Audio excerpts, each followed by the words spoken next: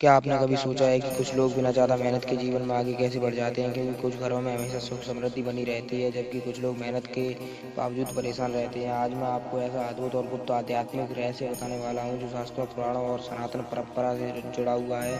यह उपाय इतना सरल है कि सुनकर आपको विश्वास नहीं होगा। सिर्फ 5 रोटी और थोड़ा सा हल्दी।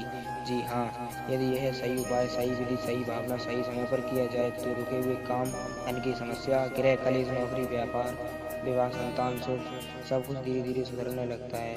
आज इस वीडियो में मैं आपको बताऊंगा गाय को 5 रोटी प्लस हल्दी क्यों खिलाई जाती है, इसका आध्यात्मिक कारण, कब और कैसे, किस दिन यह उपाय करें, किन लोगों को यह उपाय अवश्य करना चाहिए और कौन सी गलतियों करने से बचना चाहिए।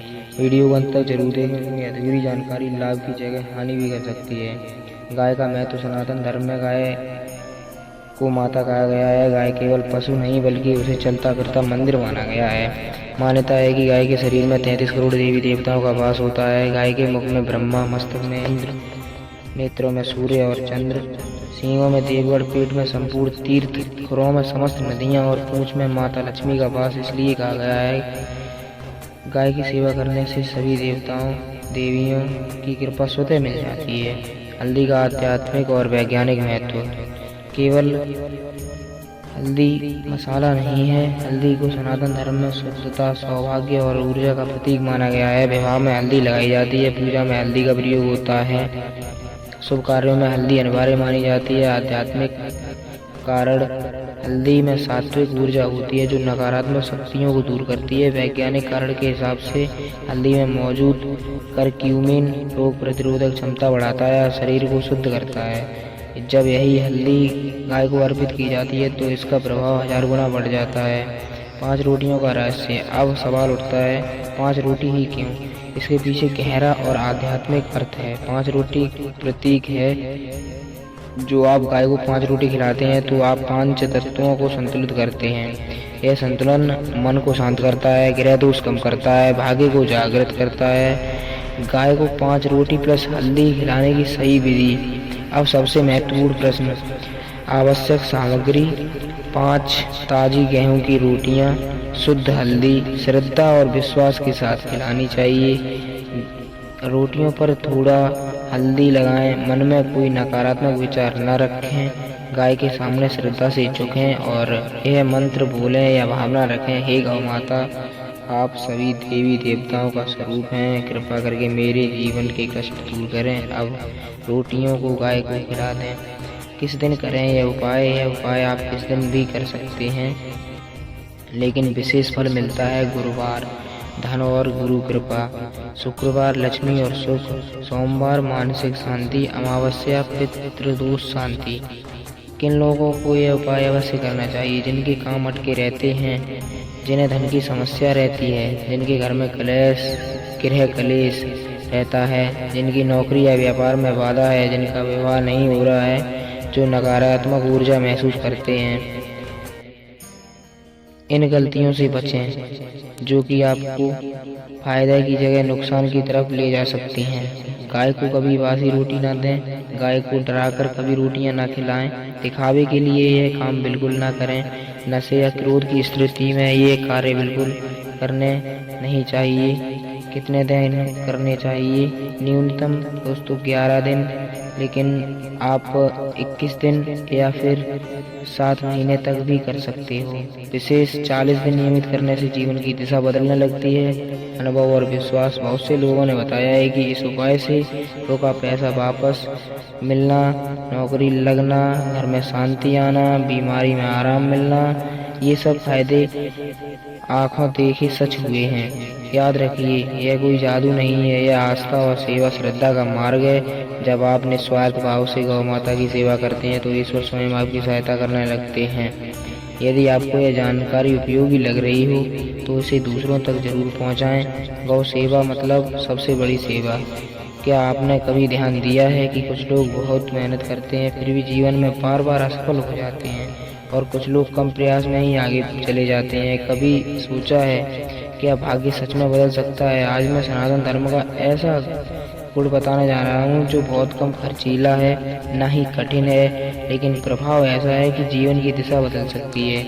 यह उपाय है गाय को 5 रोटी और हल्दी लगाकर खिलाना। सुनने में साधारण बहुत लगता है, लेकिन इसके पीछे जो रहस्य छिपा हुआ है, शायद इसे जानकर आप दंग रह जाएंगे। देवी देवताओं का आशीर्वाद, ग्रहों का संतुलन और कामों की शुद्धि, आज इस वीडियो में हम जानेंगे। गाय का आध्यात्मिक स्वरूप, हल्दी और रोटी का रहस्य, 5 रोटी का गुण, अर्थ, शास्त्रीय प्रमाण, सही विधि, सही समय और वे चमत्कारी अनुभव जो लोगों ने स्वयं महसूस किए हैं। वीडियो पूरा देखिए, क्योंकि अंत में ऐसा नियम बताया जाएगा जो यदि आपने जान लिया तो यह उपाय कई गुना प्रभावी हो सकता है। गौ माता केवल पशु नहीं, दिव्य शक्ति।